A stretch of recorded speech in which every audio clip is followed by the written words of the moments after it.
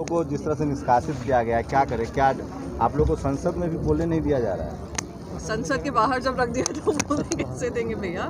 जब सस्पेंड करते हैं तो पार्लियामेंट के अंदर अलाउ नहीं करते हैं। तो रही बात हमारे सस्पेंशन की, मैं बस यही कहना चाहूँगी, अनडेमोक्रेटिक फैशन में हुआ है, against the rules of parliamentary norms हुआ है। और अगर इस तरीके की कार्रवाई विपक्ष की आवाज़ कम करने में करेंगे, कोशिश कर रहे हैं, जिस तरीके से बिल्स पास होते हैं, जिस तरीके से सस्पेंड कर दिया जाता है, मुझे गुजरात मॉडल की ध्यान दिलाता है। किस तरीके से जैसे ही सेशन शुरू होता था, पूरे विपक्ष को सस्पेंड कर दिया जाता था, सारे बिल्स पास हो जाते थे, कोई डिबेट नहीं होता था, डिस्कशन नहीं होता था। ये मैं क्या मॉकरी ऑफ पार्लियामेंट्री डेमोक्रेसी। मैं तो यही कहूँगी कि अगर आपकी विश्वास ही नहीं है डेमोक्रेसी में, तो इस पार्लियामेंट को म्यूजियम डिक्लेयर कर दीजिए और सेंट्रल विस्टा जो बन रहा है उसको एक प्लेस ऑफ टूरिस्ट साइट बना दीजिए। प्रियंका जी, मीडिया को लेकर क्या कहेंगे? आप बहुत दिनों तक आपने मीडिया को रिप्रेजेंट किया, आप भले शिवसेना में चली गई हैं, मीडिया आप लोग को निगेटिव कह रहा है कि आप लोग की गलती है, वो कह रहा है सरकार ठीक कर रही है। देखिए ऐसा है, देश की जनता ना काफ़ी समझदार है।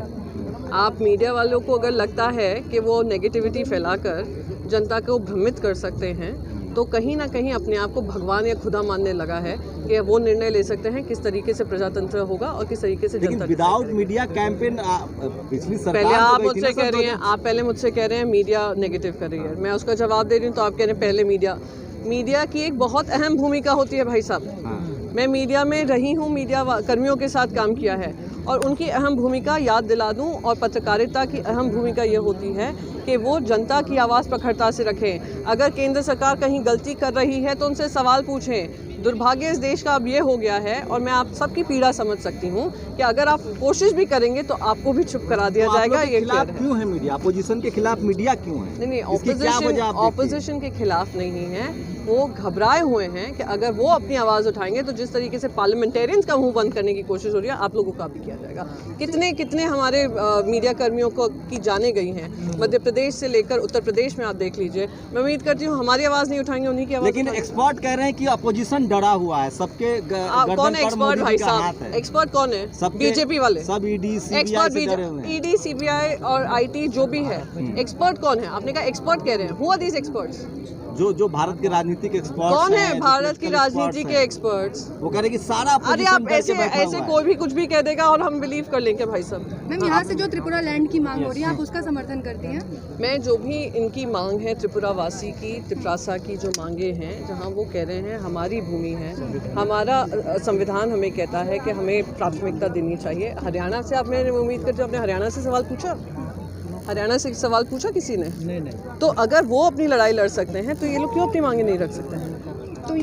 तो आपकी पार्टी किसान बिल का बहुत समर्थन कर रही है, आप भी ट्वीट कर रही है बैक टू बैक। नीति राउत साहब, कैसे आप बात कर रहे हैं? किसान अपने अधिकारों की लड़ाई लड़ रहे हैं, आप कहेंगे उनके ऊपर बंदूक रखकर काम करें? क्या हमारी जिम्मेदारी नहीं है? अगर सत्ता पक्ष की जिम्मेदारी है, विपक्ष की जिम्मेदारी नहीं है कि अगर कोई हमारा एक तबका पूरा दुखी होकर प्रोटेस्ट कर रहा हो, हम उनकी आवाज़ नहीं उठाएं? अगर जिम्मेदारी संसद की गरिमा खत्म कर रहे हैं, तो वो खत्म वो कर रहे हैं जो संसद में विश्वास ही नहीं रखते हैं। और वो कौन है आप जानते हैं, मैं जानती हूँ, पर शायद आप बोल नहीं पाएंगे, मैं बोल देती हूँ, भारतीय जनता पार्टी। मैम, बिना चर्चा के बिल आया था और बिना चर्चा के ही बिल वापस कर दिया गया।